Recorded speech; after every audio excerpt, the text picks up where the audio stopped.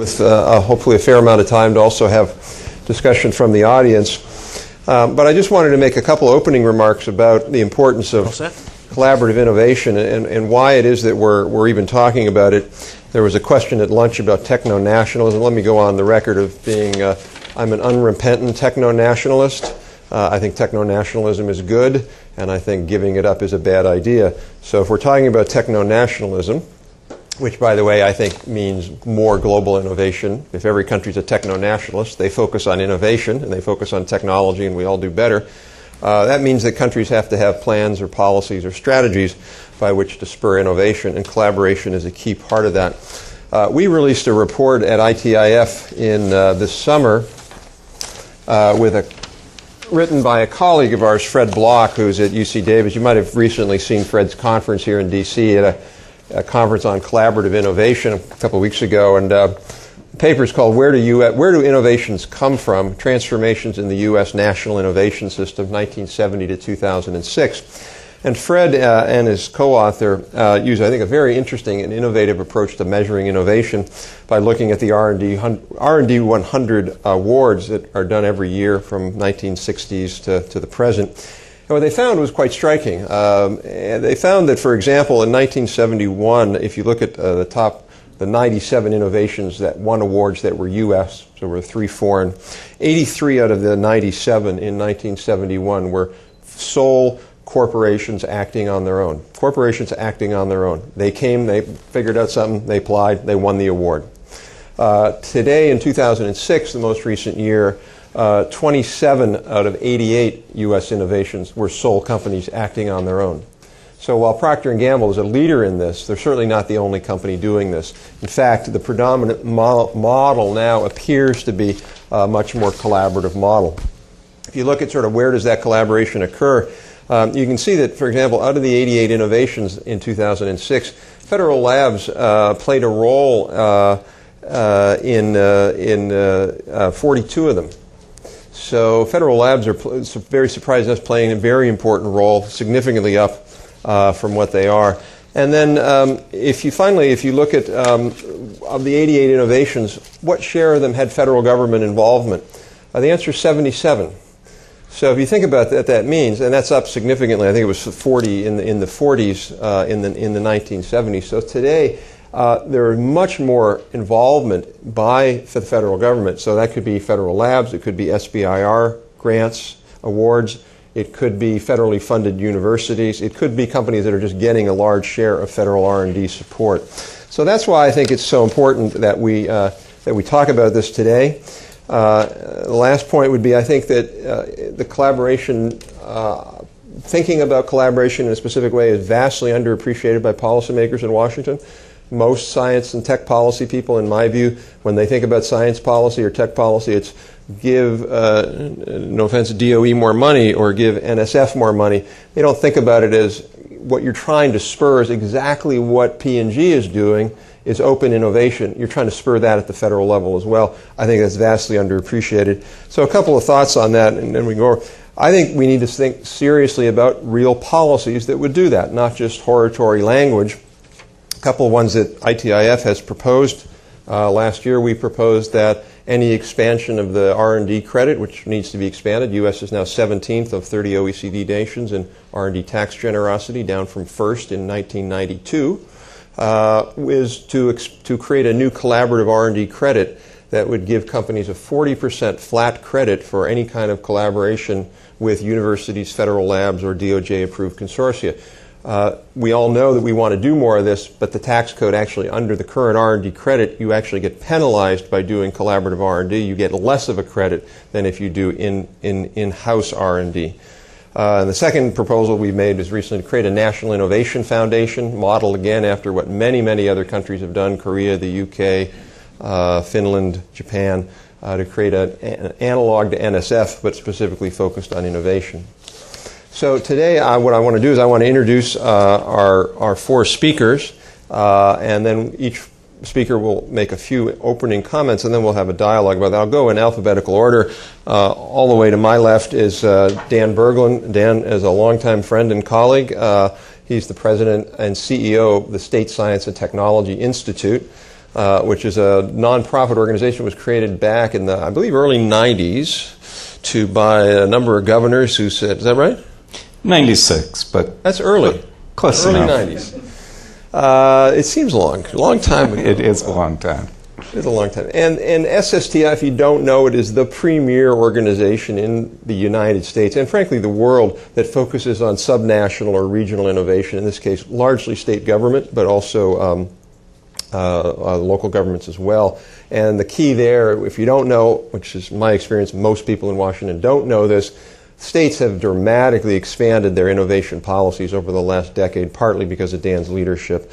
And also, if you haven't been to the SSTI website, ssti.org, they have probably one of the best weekly newsletters that lists all sorts of interesting research, news, policy, funding, all sorts of things.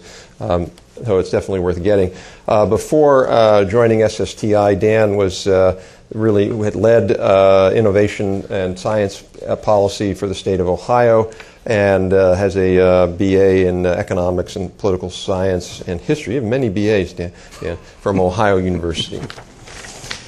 To my immediate left is not Patricia Demmer, who unfortunately could not make it, but it's Harriet Kung, who I have a long bio for Patricia, and I have a very short one-line bio for Harriet, so I'll do my best.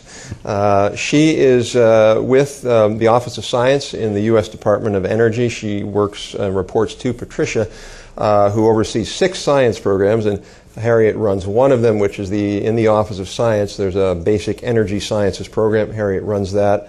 Before that, she was had worked at Los Alamos, and she has a PhD in materials science from Cornell University. Immediately to her left is Jean-Charles Goubert, who is the current director of Minitech, which you'll learn more about, which is a French, one of the leading organizations that focuses on micro and nanotechnology development. He was elected director just recently, June 2008. He's been involved in microelectronics and lithography since the early 1980s. Where he was managing the development at CEA LITA, which was one of Europe's largest microelectronics research centers. In 2000, he was deputy manager there, and then most recently with Minitech. He's also an expert for the European Commission and national authorities on nanotechnology and microtechnology. And finally, to his left is John C. Lee. Dr. Lee is president of the Industrial Technology Research Institute in Taiwan. If you're not familiar with ITIRI, you should be. They're one of the leading institutes in the world. There's very interesting work on the Taiwan economic miracle, and when you really get into what the Taiwan economic miracle was, ITIRI has certainly played a key role in that. It's the largest industrial technology R&D organization there. He is also, Dr. Lee is also president of the Taiwan Bioindustry Association and president of the Federation of Asian Chemical Societies. He also, prior to that, held technical and managerial positions at Argonne National Laboratory and Johnson Matthey in the U.S. And he has a PhD since he's a doctor. And I think it's in English literature. No, it says a PhD from Illinois Institute of Technology, but it doesn't say what it was in. Chemical engineering. Thank you. Okay. So why don't we start all the way down at the end, Dan, and then we'll just work our way there. If you can just, let's try to keep this somewhat briefing, maybe 4 or 5 minutes of opening comments on how you see a collaboration playing out. And again, the states are playing a central role here and have focused specifically on this, so maybe you could talk about that. Well, sure. Let me just start with what the state role is in university-industry collaboration, and I guess I should actually back up from that and say I've been fighting a cold for the last few days and have been on a variety of meds and found myself this morning very loopy. So if I seem incoherent, I'll blame it on the meds. If I seem brilliant, you can thank me later. But really, the states have been active in this area for about the past 25, 30 years, and part of it was an outgrowth of the recession of the late 70s, early 80s in the Rust Belt states of our economy is changing, we're investing significantly in higher education, how can we take better advantage of those assets that we, the states, are pouring into higher education? Well, maybe if we could marry higher education and industry together, thinking about the progress that was occurring in Silicon Valley and in Research Triangle and Route 128 in Massachusetts, maybe we can replicate that success, because clearly part of the key is having this collaboration between universities and industry. And I'd say over the last 25 to 30 years, there have been a lot of hard lessons learned on what works and what doesn't work in encouraging university-industry collaboration. And I think the important thing, because all of us sort of represent different approaches on collaboration, is really understanding what the motivation is behind the collaboration. So for the states, it's very upfront. It's all about economic growth, about economic development. We want to see an economic return. Now, that may mean that in states like Kentucky and Georgia, their approach has been, let's invest heavily in the university research infrastructure because we need to build up the capacity of our universities. It may mean in states like New York and Ohio, we're going to support more applied research and commercialization activities because we're more concerned about a shorter near-term economic benefit for the state. But it's important, I think, for the panel overall that we be clear as to what the motivations are. I think Department of Energy's motivations are different than what the states are. Legitimate motivations, just different in orientation. And then I guess just as a final quick wrap-up, I would say Rob teasingly said to me before the session started, I'm going to ask you a question. Why are the states even relevant? Because all they do is smokestack chase after companies, which is Rob's lovingly, teasingly way of trying to provoke me. And the states do have a lot of smokestack chasing, but I think over the last 15 years in particular, you've seen a change in orientation among the governors in particular, understanding that the economy has changed and that this is really more about growing your own companies.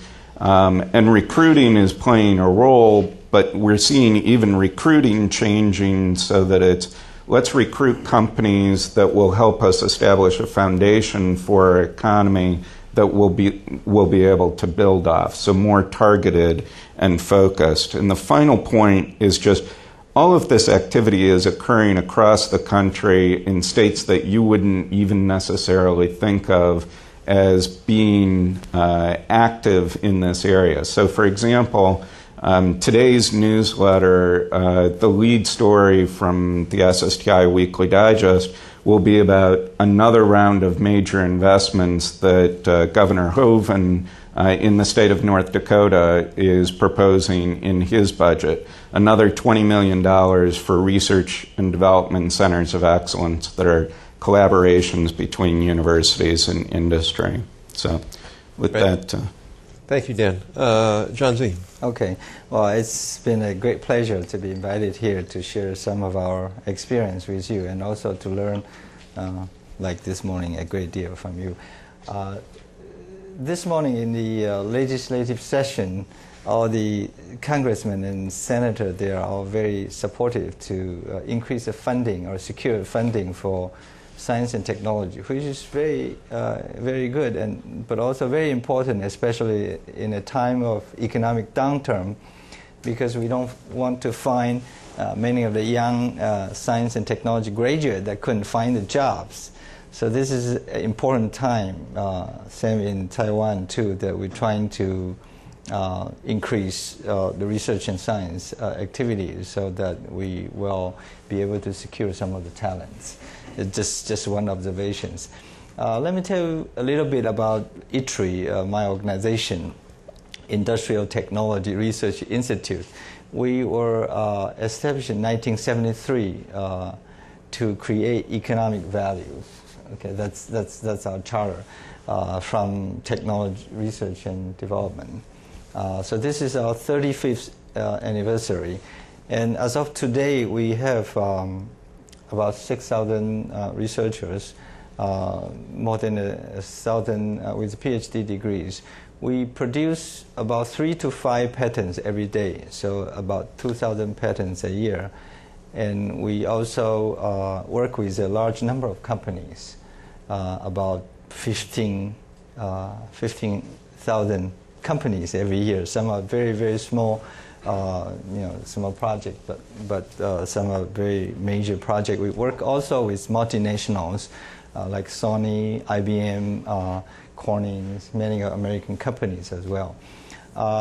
We create and spin off new companies, about 3 to 5 companies a year.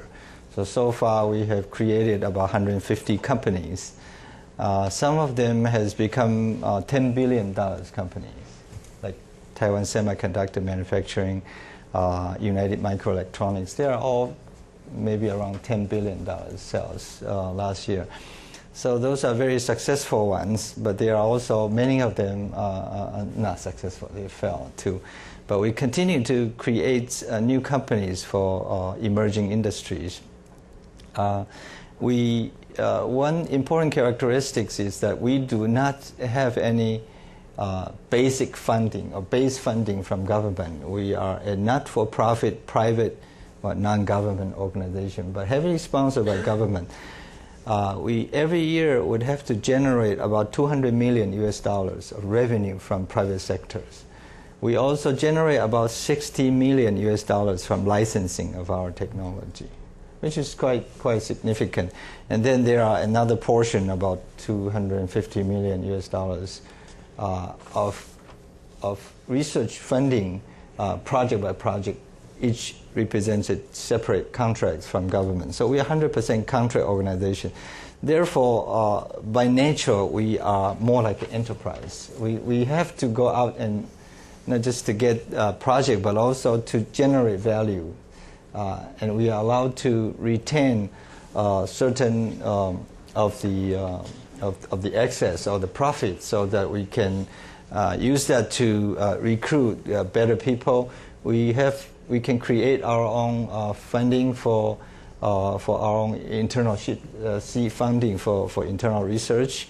We also that allows us to be more sustainable. So that's how we operate. The other I think a slightly different model is that we do not just technology research and development. We have a large internal patent lawyers, a team of patent lawyers, about 60 of them, plus patent engineers, and also a large team of business development people. And also a center just to study the market and study the technology trends. So those are the part that would help us to bridge the gap between the research and the commercialization. We also own 100% own subsidiary of venture capital, which over time has accumulated quite a significant asset, about $150 million. It's not big, but it's sufficient to fund small early stage new companies. So that's how we operate. And we also have a lot of joint research R&D center with universities.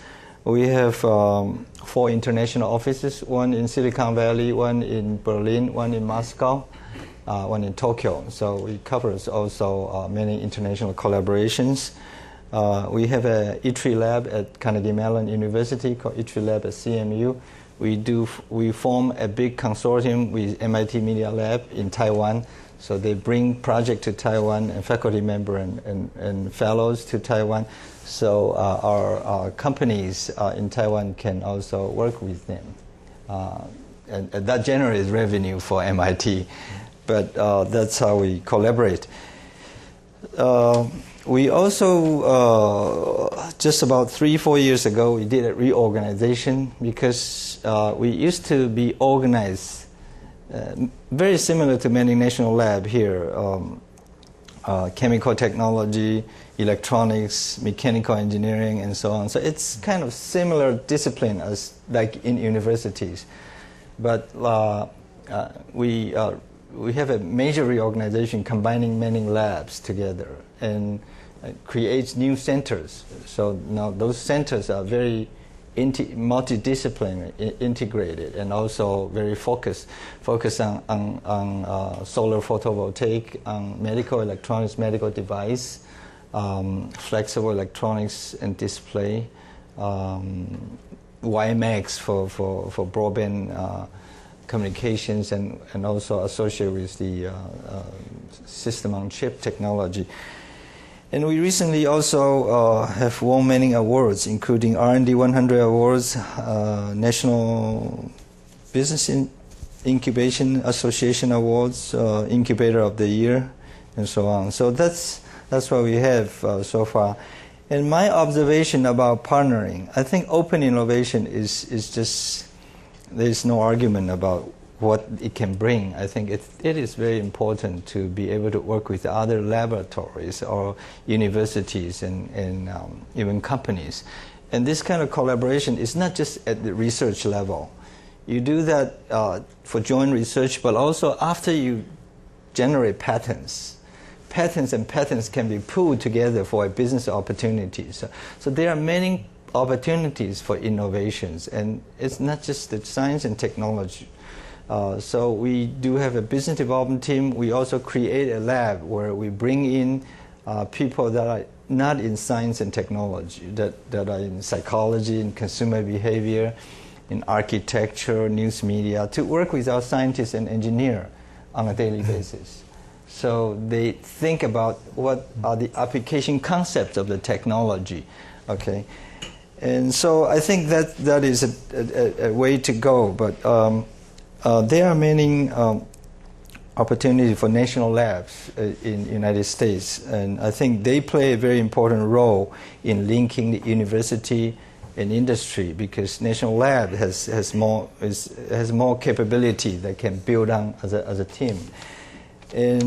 But there are many possible models, and I think there are no unique models. Which one is better? Which one is not as good? Depending on like market in Taiwan and environment in Taiwan is very different from the United States. So you cannot use the same model. But I think important is to provide incentive for collaboration, but also to have a freedom to collaborate. And it's not just the incentive for industry or university, but also incentive to national labs.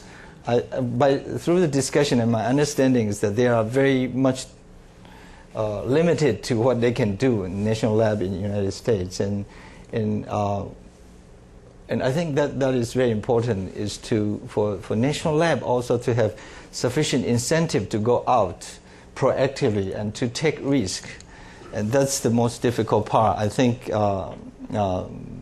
that if it was anything, I think it may be something from government side or from legislation side can help national labs to work with universities and industry better. Thank you. John Charles.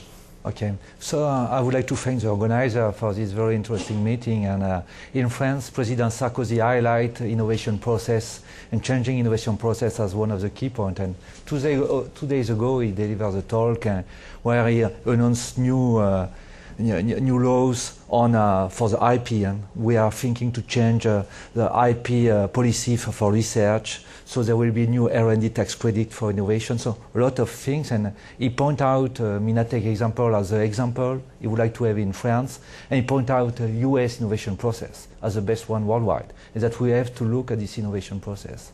I'm convinced. What is very interesting in our model, and I would like to share our experience, is that, as you said, I'm director of Minatech, but I'm director of tech transfer of the French DOE.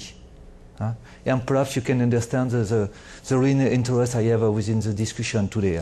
So the French DOE, the name is Atomic Energy Commission. It's 15,000 researchers and 3 billion euros annual budget. And we are engaged in defense, energy, as well as micro nano biotechnologies. And the main outputs were patents during years and years, as well as industry. We have created our own industrial group. The name formerly was CEA Industry. Today is Areva, one of the giants for nuclear energy. We have created ST Microelectronics. So we have created this through some labs. And the question by the end of the year 90 is, well, what is the future? Do we grow up each individual labs within centers, so and 500, 600, or 1,000, or do we have to adapt a new model for the future? I was in charge of this for micro nano bio, because it was the first point. I was looking worldwide, US for sure, Japan, Taiwan in E3, and what we point out first, entering in the nano world, pluridisciplinarity is key. So it means we need to have a site where researchers from chemistry, from bio, and from physics will be able to discuss. Second point, it was the cost of research, cost of investment. In the future, any researcher will need to have access to transmission electron microscope, to equipment from which the cost is very high, and any lab cannot afford the cost of any equipment. So we decided to have platform, and all the researchers are working on platform. So it means we need again a site where all the researchers will be gathered. Third point was the time to transfer. We have transferred numerous technology to industry. I was in charge for microelectronics, and always we have the NIH problem. So from academic to applied research to industrial research, you are losing time and you are wasting time really because all the work is frequently done again. So the question was, if we have all the steps of research on the same site, you will have a smooth process, transfer process, and it's much more efficient. And last but not the least, all the stable innovation process worldwide are based on university, student, and so on. And we have had absolutely no student on our campus, on our DOE labs. So we said we need to team up with university. So first point, it's in Grenoble. We decide to delimitate part of our research center, and we decide to attract part of the university. And one of the most famous French university decide to move the school of electrical engineering, school of physics, and school of material, and they move the school, so it means roughly 800 students plus the professor on the Minatech campus. In one building, new building we have had. Then we built 2 buildings for academics, and we have attract academics labs to share facilities with us on the Minatech campus. We have still the Leti labs, which is the most important applied research lab we have in this field, which is belongs to the DOE. It's at the core of the campus. And we have invested in building to host industrial research labs, 5 persons up to 20 persons, so it's not too large for each lab. And we have a building specifically for tech transfer and so on. So today, on total, we start from the concept. We have attract funding, mainly from local authorities because they were really in interest. And today, when you are looking at Minatech, we have 4,000 persons working on micro nano bio, 800 students, plus more than 300 researchers, both from university, from basic research organization in France, from the French DOE, and from industry, all working together. We decided not to create a new legal organization, legal entity, because it was really crazy, and there was no interest. And I was named director. My main duty is being to promote the system and then to work daily on interaction. We need to promote interaction between all the researchers, between student and researcher, and we have to ensure the smoothest process transfer, customer-supplier relationship at all the levels. And this is really with my team on my job. And in parallel, I'm in charge of tech transfer, so I can check IP and so on. Today, in terms of output, the total investment on Minatech was 1.3 billion euros.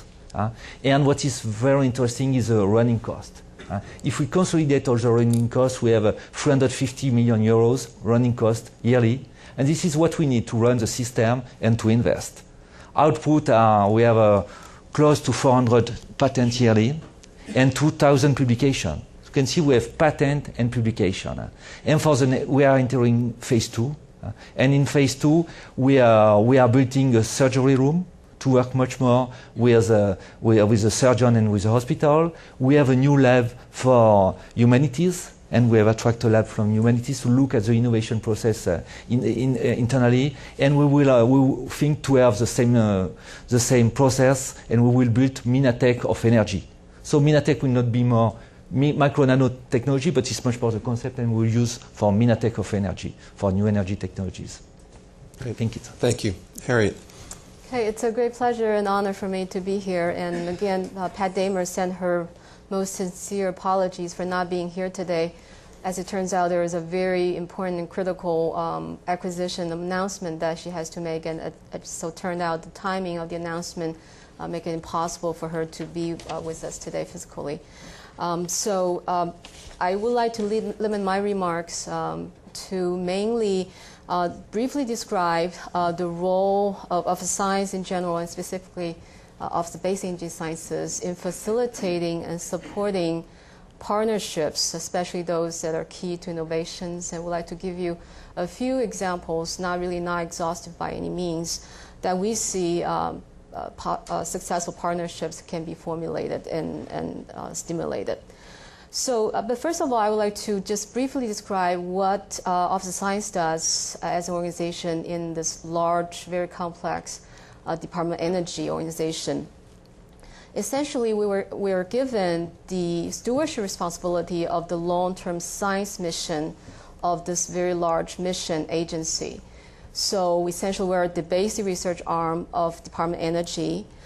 We support long-term fundamental research. Our goal is to expand the knowledge foundation that are critical in supporting the department's energy and environmental mission.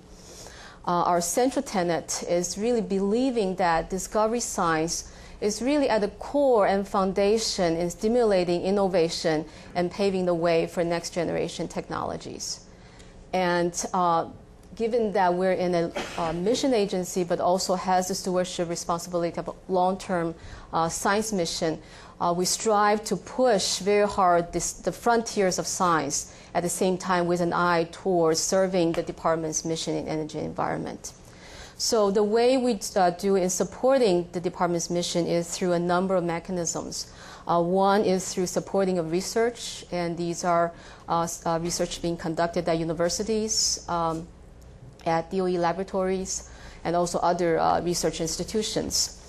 We also support user facilities, and I would like to give a few examples that we can point to very proudly, some of the successful partnerships in these two aspects. In the research sense, actually, Senator Bingaman has already alluded to the bioresearch centers as a very successful model in bringing teams of researchers together. And that was actually a very deliberate planned strategy. In the funding opportunity announcement, we have specifically asked for creative teaming arrangements. So as it turns out, the 3 BRCs that the BER, which is the Biological Environmental Research Program, has funded, all 3 of them has involved from about half a dozen to a dozen entities. Each of the BRCs is funded at $25 million per year for 5 years, with a very focused mission in addressing the biofuels production using genomic approach.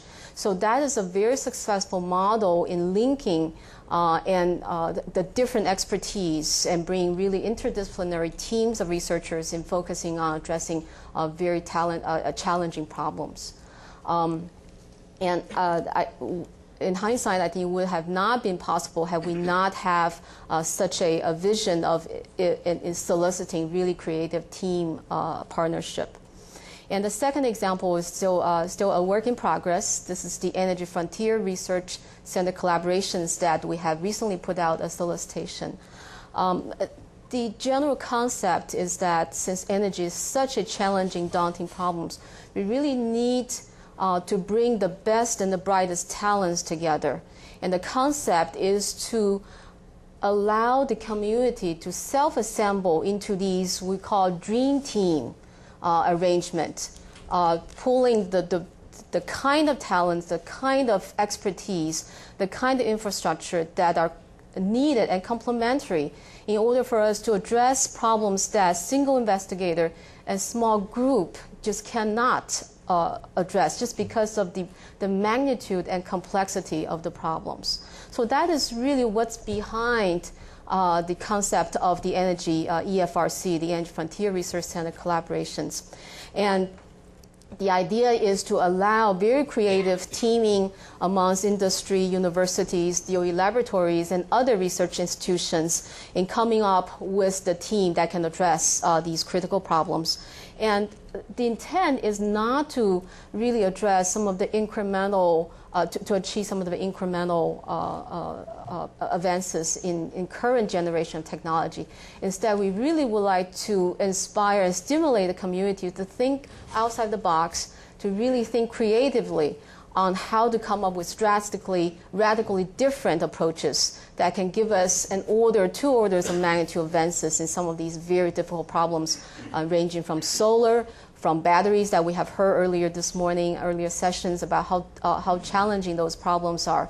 And our approach is not only to allow the scientists to push on addressing some of these very challenging technical problems, but energy-specific problems, but also asking them to really push the frontiers of science by addressing some of the science grand challenges. So in the past couple of years, BES, along with the community, has done a series of strategic planning activities through the Basic Research Needs Workshop, and we have recently ended that with a Grand Challenge Workshop identifying 5 grand science challenges.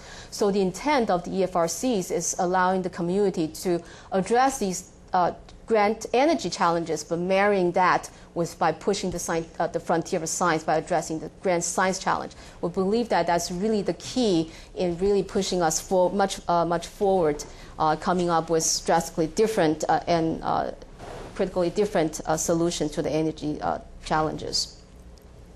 And we're extremely pleased to see that the solicitation has recently closed. We received 260 proposals involving 385 institutions, and over 3,800 PIs and co-PIs have responded to the solicitation. We really have high hopes that some very creative teaming, very creative solutions and breakthroughs will come out of the awards, provided that we receive the appropriate funding come the appropriation time.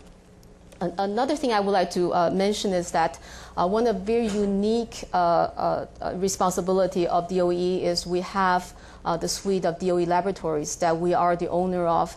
And Office of Science has 10 DOE laboratories. We also have major investment and number of DOE laboratories, other outside of SC laboratories.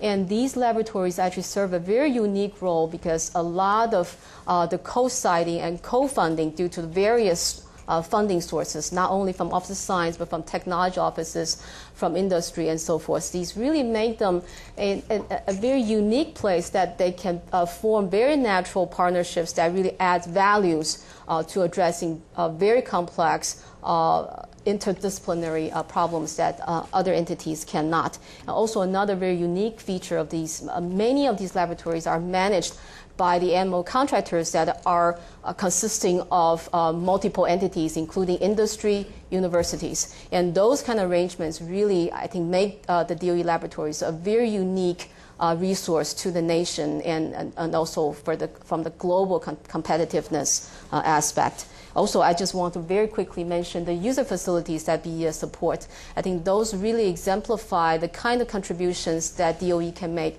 to the overall community. DOE actually, specifically in BES, we support 4 light sources, 3 neutron sources, and 5 nanocenters. And Senator Bingaman has alluded to that earlier this morning as well.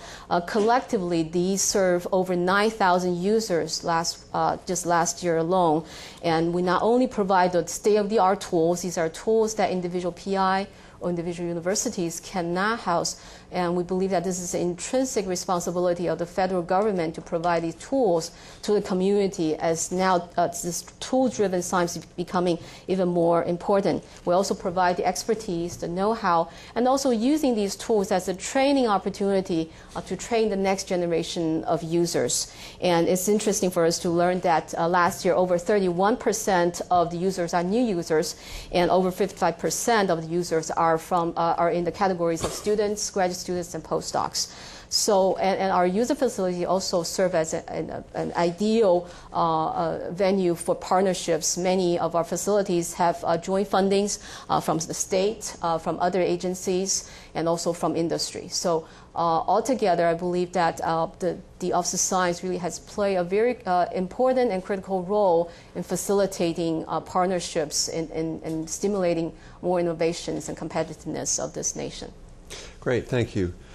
Let me one of the things I think that's interesting about this panel is there's nobody here from university, so let me pick on universities for a minute.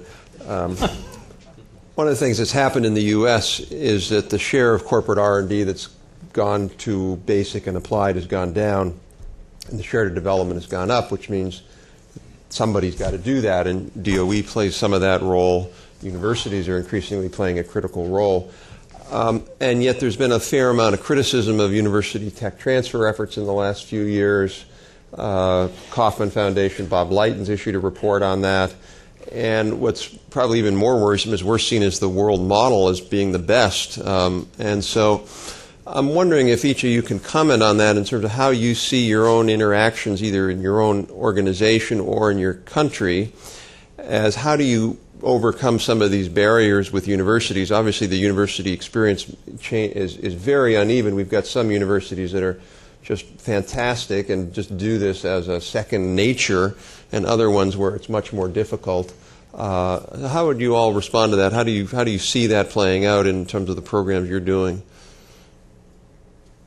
You want to go ahead? So you want to start? So maybe very briefly, I think Great. Probably the other panelists will have much more to add. From a funding agency's point of view, we definitely recognized how important having the IP agreement really ironed out from the outset is critical. And that's the model that the Bioresearch Center has adopted. Before each of the contract is negotiated, they have made sure that the IP agreement is in place to facilitate such knowledge transfer.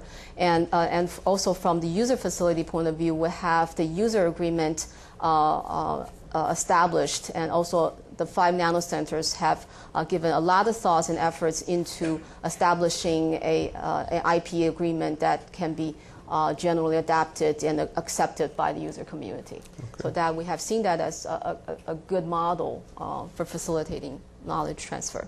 Okay. Yeah, so in our case, what we are looking to have a better collaboration with university is much more and more is to integrate the tech transfer team. First, we decided it was on a 4 years plan. First, we tried to have some knowledge between the different teams, then to have some common documents, and then to integrate more and more, because we have a marketing studies team, we have lawyers, we have IP engineers, and startup. But as soon as the person know better, you can align the strategy, and at the end to have only one strategy. And with the discussion with industry, in fact, we have shown, due to the long-term relationship with industry, through startup or through industrial sponsor research, that we can work on long-term. In fact, our model is really based on sponsor research by industry. We said today we have more than we have 2/3 of our income is on contract, and half of this is direct contract with industry, with companies from France, from Europe, from IBM in US, so it's and from Japanese, very different. But this is really our key model is sponsor research with industry or startup. Licensing out, we are not using it, only a very few.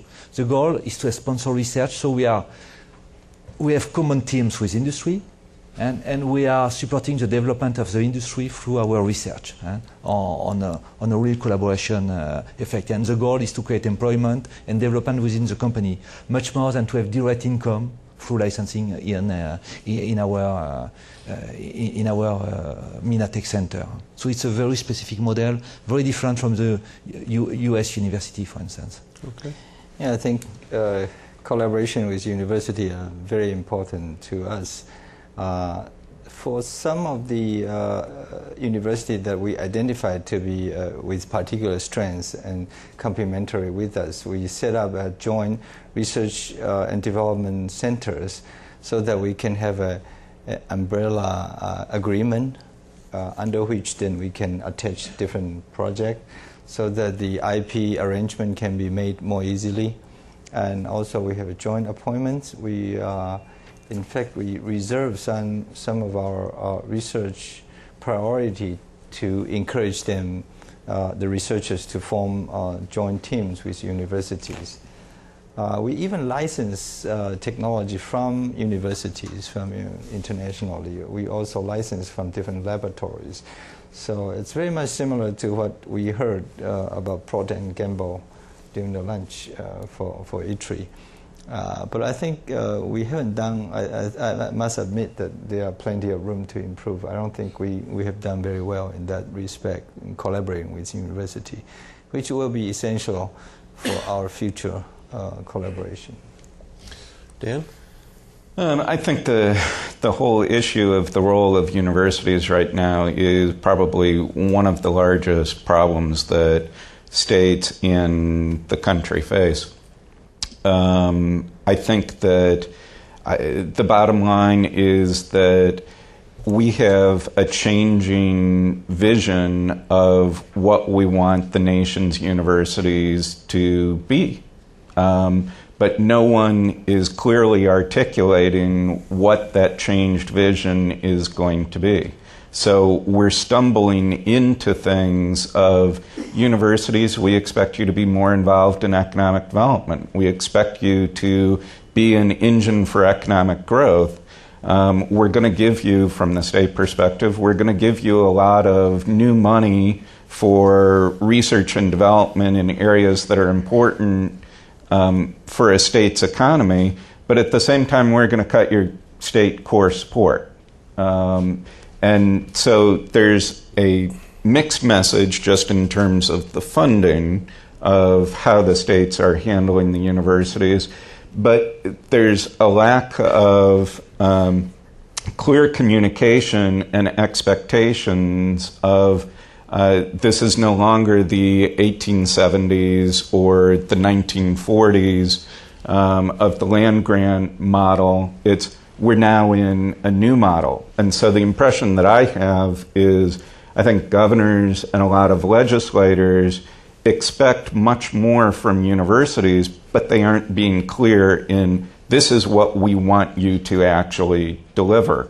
And on the other hand, universities are being very clever and seeing, well, we can get additional money if we say that there's an economic growth aspect to it, so we'll play that card to it. So I think there's a total lack of leadership in the U.S. on defining exactly what the role of the university is going to be in this new economy. I think the Spellings Commission was a good opportunity to actually have an open, honest dialogue of what we expect from the universities, and in my view, it was a total failure. So I'm hopeful that at some level there's going to be someone taking a leadership role to help define what exactly is it that we want from universities and what does that mean. I guess, when I listen to discussions about university and tech transfer and all, it probably 95% of the discussion is about a management question, and it's if we had a better policy in place, or if we have these new practices, or we have these new ways of doing agreed upon IP rules ahead of time. And I'm wondering whether there needs to be also a policy level and Dan, it's going back to what you're saying, it doesn't seem to me that this is just if it's a management issue, then we're basically having to reinvent it in the U.S. 200 times and in France 40 times and in Taiwan 20 times, because you just have to keep redoing it. If it's a policy question, then it seems to me more of how do you structure a national policy or state policy or both to spur universities to play more of this role and to give them real incentives to do that. Because universities are not stupid. They obviously respond as any other organization to a set of incentives. And that's the part I don't see us doing. And I'm wondering if this is happening maybe in Taiwan or France, or is anyone else sort of thinking along those lines, or are we still on a case-by-case basis? Well, in fact, we are in policy, in terms of policy, we are actually just following the United States. Oh God, don't do that. It's a mistake. Don't do that. No, I'm talking about the IP, like Vital Act. We have done similar things about 10 years ago, so that university has more incentive to be able to get some benefit out of their inventions. But I think there is a big problem with university itself.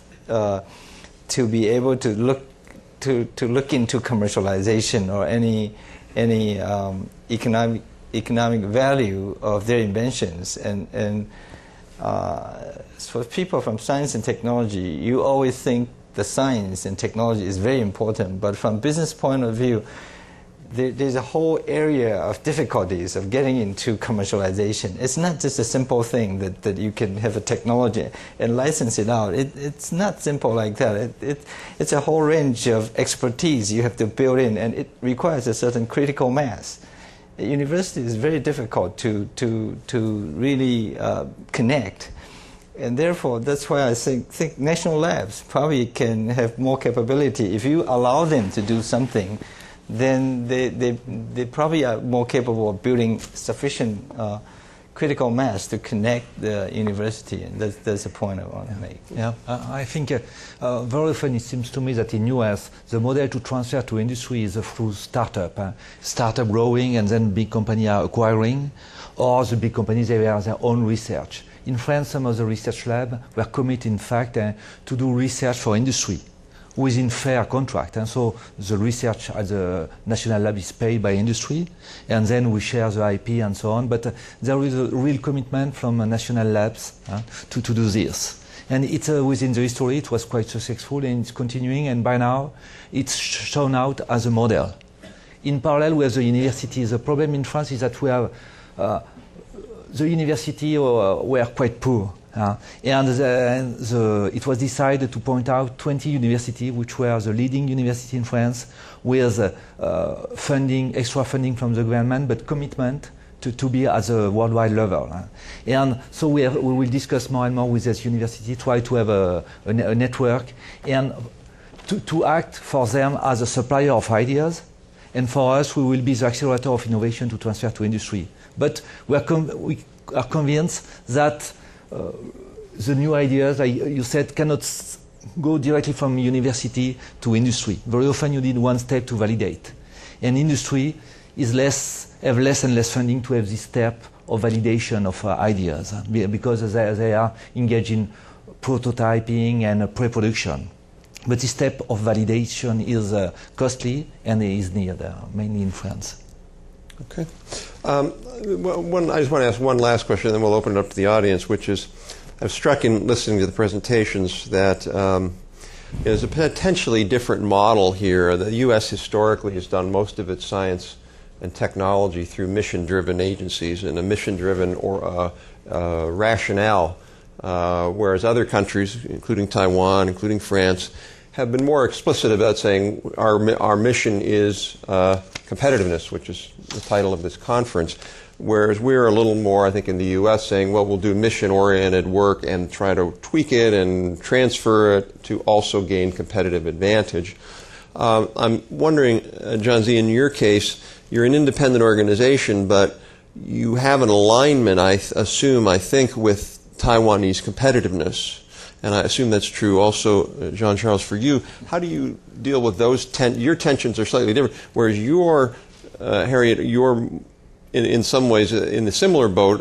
Your mission is pretty long term, but you also want to deal with competitiveness too. So how do you deal with those tensions?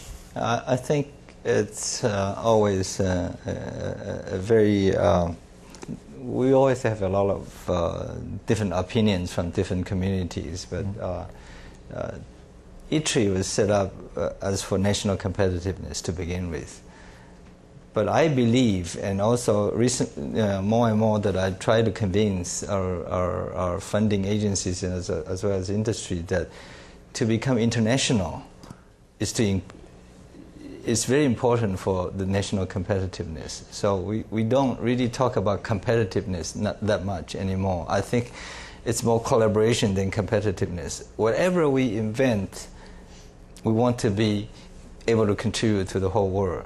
And that's the world market. You don't look at Taiwanese market. Taiwanese market is very small. You can't be successful by selling something in Taiwan. So you want to be more international. And we just did our 5-year plan for the Institute.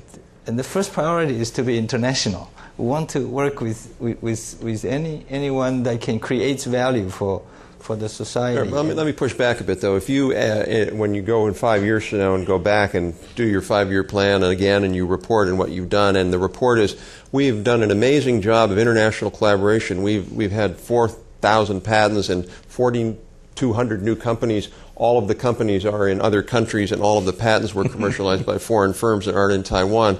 I don't think that's going to go over too well. So you see globalization as a means to helping Taiwan. I think that's right. What you're saying. Yes, definitely. And so when we have certain technology that can be commercialized with a partner who has the global presence or global channels, then that would benefit not just the whole world, but also we want to factor in what Taiwan can contribute. For example, in certain part of the manufacturing or in certain part of design, that can be.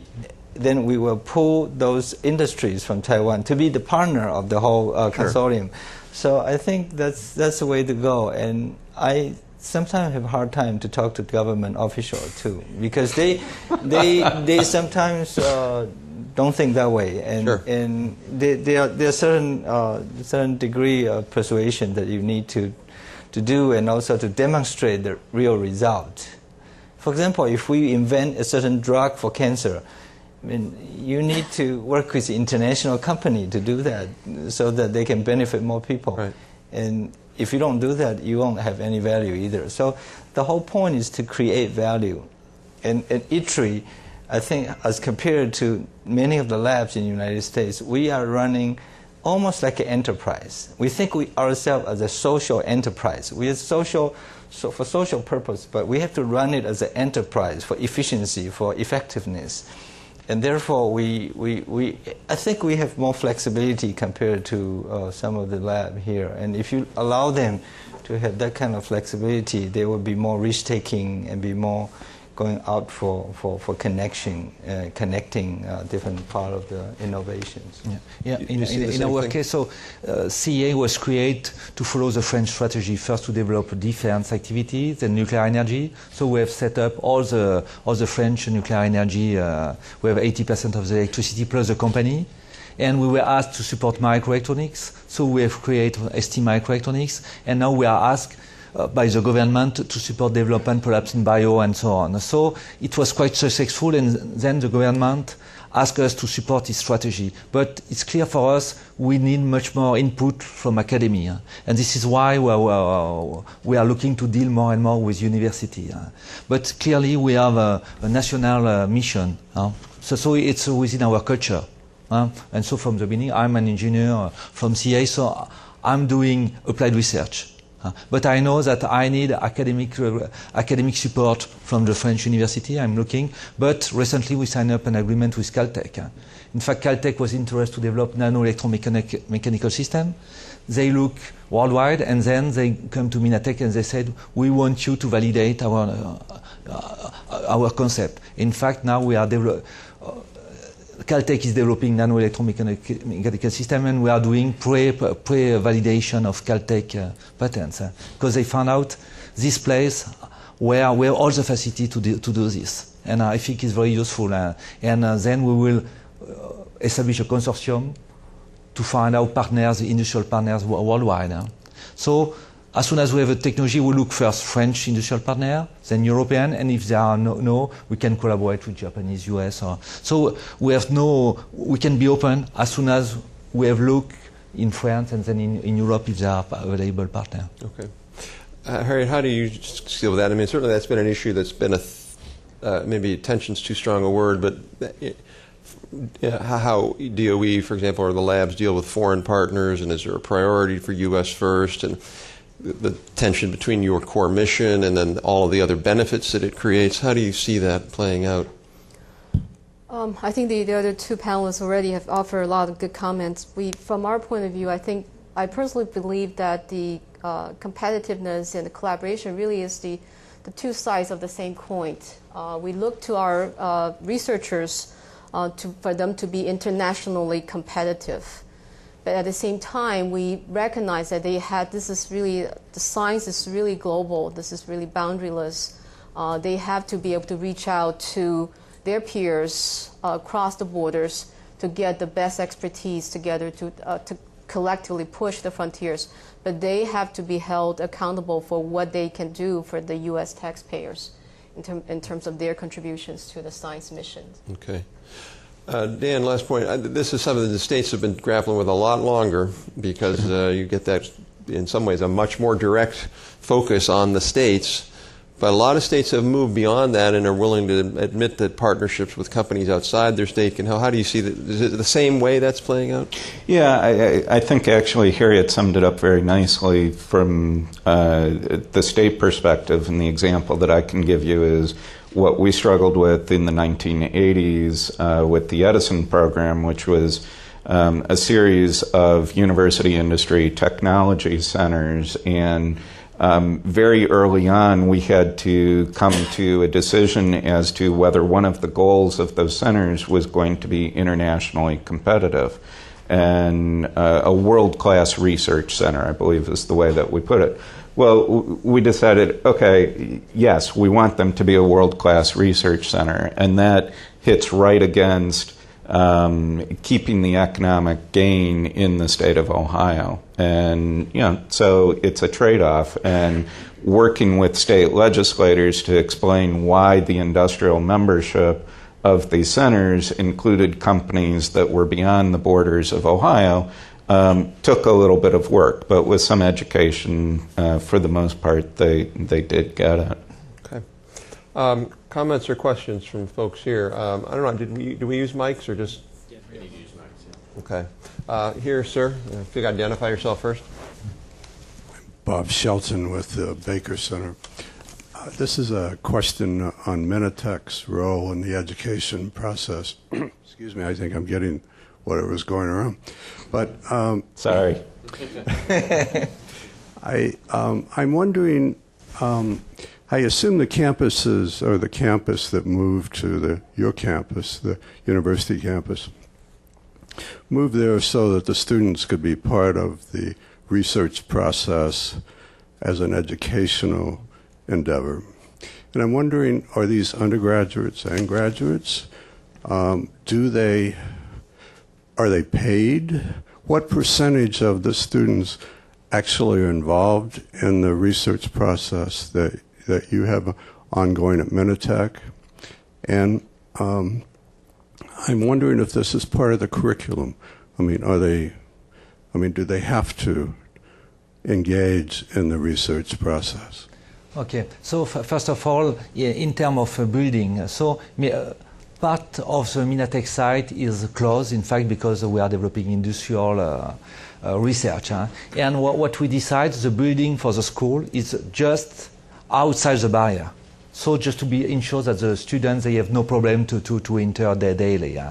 And so the student is an engineering school, French engineering school, so the students are not paid, and the scholarship is quite low, and like in France. And one of the goals of Minitech will be to look to use more and more the student to work within the labs during summer period or for during their scholar period. And what we found out, students can be very useful for SMEs project.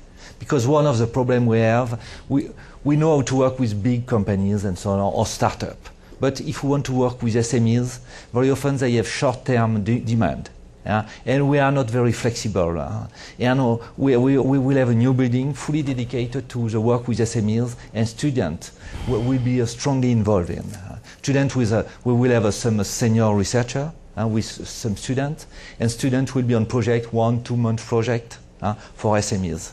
So this is one of the goals of Minatech, in fact, and the process to engage more and more students. And I've seen. And there is and because Francine is in charge of this, and there is a master. We opened recently a master degree on Minatech, European master degree. It means the students are moving between Minatech, EPFL in Lausanne University, as well as Politecnico of Torino, and it's an English course for sure. And they use our labs for training and so on. Gentleman right here. Thanks. Rick Stuhlin from Sandia. There's an interesting contrast between the Minatech example and ITRI in the sense that in Minatech you have 1/3 of your funding which is an enduring government grant that you can count on every year. In the ITRI case, I think that's not correct, right? It's sort of a contract-driven, albeit in some cases government contracts. I'm curious what the result of those two different models are. I could imagine, for example, that in the ITRI case, it might be more difficult for you to think about longer-term disruptive technologies that your current industrial partnerships could benefit from, but yet they're being driven by the near term.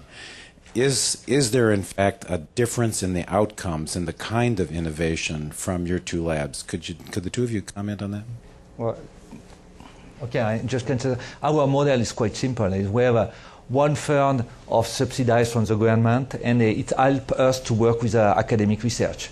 1/3 directly from industry, and it's for industry-sponsored research. And then we have 1/3 on contract, mainly from European Union, the different agencies, and so on. Yeah, it helps the system to run, in fact. And we have 3/3.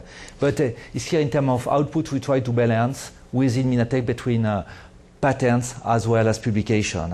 And we have a good process, so any researcher is able to publish as soon as we have patent. But we have set up a quite large technology transfer organization with roughly 70 persons, which is in charge to ensure that patent can be deposited in a very fast way, so to ensure that we are able to publish them. But this model with 1/3, 1/3, 1/3 is quite stable. And when we look worldwide, and in fact, we found out very often the split between the funding. I think you're absolutely right. I think that the problem with having all the contracts is that you don't have a stable support of a long-term frontier programs for exploratory research. Therefore, we have been trying to develop our own funding from the cumulative profits or gains that we were able to accumulate to fund our own seed programs. But now we are also talking to government to have a part of the contract that are more for grand challenges that may have game-changing type of project that would take more risk. And we're getting some of that kind of contract, which is like a blank check, and which is very similar to base support, but it's still relatively small, and I think that would be a problem for us. On the other hand, we also offer our researchers 10% of time to engage in their own ideas, their own research. And also we offer them a 25% of profit sharing for whatever licensing income that we'll get from their inventions. And that hopefully would drive them to find better projects or better ideas instead of always people watching over their shoulder or what they do on research. And we hope that will balance the short term and long term. So I think we have time for one more question. So if you could just move the microphone over one spot, we are good to go. Thanks, Rob. My name is Chris Hill. I'm at George Mason University, and I'm here to help you. For a number of years, I oversaw the tech transfer operation at our place. Rob began by posing some questions about the relationship between universities and industry and how your organizations view those relationships. And at one point, he used some numbers that may have been mysterious to some, 200 in America, 30 in France or 40, 20 in Taiwan. And of course, what I think you meant to refer, what he's referring to was the number of universities that have a role to play in the tech transfer operation, which in the U.S. is 150 or 200 of our 4,000 higher education institutions.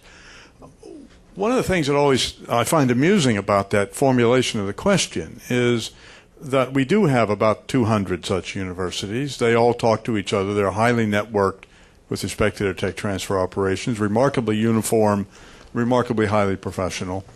And they find themselves dealing over a period of a few years with thousands, collectively thousands, if not tens of thousands of companies, most of which have never dealt with the university before they show up on a university doorstep somewhere, and who haven't the foggiest notion how universities work.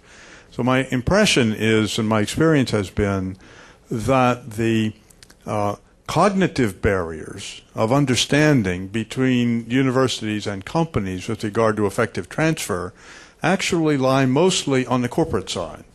And the remarkable surprise they experience when they discover what universities are actually about internally. Therefore, I'm wondering what recommendations or what experiences you may have had in training corporate executives, corporate R&D leaders, corporate business leaders to better understand the motivations, the incentive environment, the modes of operation, so that we can overcome the barriers to effective university industry tech transfer that exist on the industry side. Can I answer that one? Yeah, go ahead, Dan. Chris, you know that I like you and that I respect the work that you do. But let me just start with that. But only a university person could say that. I mean, and that's the whole problem with the whole tech transfer system in the country, is that it's basically divided in two camps. The universities say its industry doesn't understand how to work with us. Industry says universities are inflexible. They want all of the IP. They don't understand the timelines. And, you know, we got to move beyond the finger pointing and the expectations. And I think, and again, I think this is where state government and federal government comes in and can play a role, because a large part of the problem with the tech transfer system is everybody has in mind Gatorade. That we're going to have the next Gatorade, we're going to have the next vitamin D, and it's going to make the university rich. And we'll be rolling in this money, and we need to, so the tech transfer offices then get completely measured on the amount of revenue that they bring into the system, which is exactly, for today's economy, the wrong measurement that you want to be using. What you want to be using is, what is the university industry collaboration actually like, and what's being generated from that collaboration. So that's my little soapbox for the afternoon. But I suspect you'd like to weigh in on that too, Mr. Moderator. I'm Keith McDowell, University of Texas System, the Vice Chancellor for Research and Tech Transfer. Wait. I agree and disagree with both of you. I'm Keith McDowell, the Vice Chancellor for Research and Technology Transfer, University of Texas System, and I agree and disagree with both of you. I think we've moved way ahead of both of what you were talking about. We have the UIDP. They're working with Dr. Susan Butts. University of Texas System, we spend a lot of time talking about this. We work with NASOLGIC. NASOLGIC has the CSEP committee, and I can assure you there's a lot of discussion going on now about how to do all these things. And I can assure you, as we sit here right now, there are plenty of deals being made out there right now, hundreds and hundreds of them that are perfectly fine. They have no problems. They're moving forward. Now, universities certainly were having a difficulty doing this a good decade ago, and I'm sure we're still having difficulty doing it now. You are. But I think it is true that both universities and industry have been at fault with this, and we need to stop doing this bashing of universities and bashing of industry and get together with Dr. Butts and others and figure out how to do these deal structures. Let's make a deal. It sounded like you agreed with Dan. So I think with that, unless somebody has a burning comment. I have to go. No burning comment. To go. You've got to go. So we do too. So please join me in thanking a wonderful panel.